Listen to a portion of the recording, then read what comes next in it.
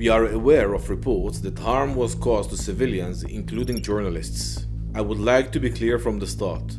The IDF does not intentionally target civilians. It's difficult to believe the Israeli government's take on whether the journalists were targeted, given all that has transpired, given the pattern that we've observed so far. Claims that journalists were not targeted are less than credible at this point, so we have to assume they were, unless we hear otherwise. What I think at this point is necessary is for the targeting of journalists to be central in the narrative about the war. There should never be a time, in my view, when an Israeli official or an Israeli claim is cited or quoted in any story about Gaza without mention of the fact that international journalists are not allowed into Gaza to verify the claims Israel makes, and those who are already there are being targeted and killed.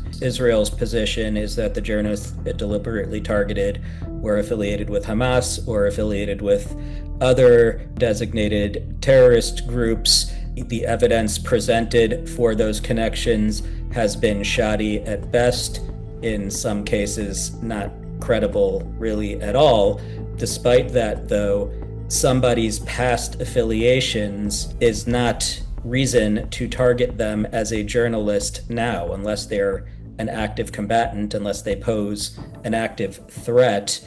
Targeting them and those around them based on an alleged affiliation from years ago, particularly an affiliation from years ago that Israel cannot prove with any sort of credible, verifiable evidence, is no excuse. These are the people who are able to cover this war, who are able to report on the war and provide footage to the outside world because Israel won't let anyone else in, and they need to be able to do it safely.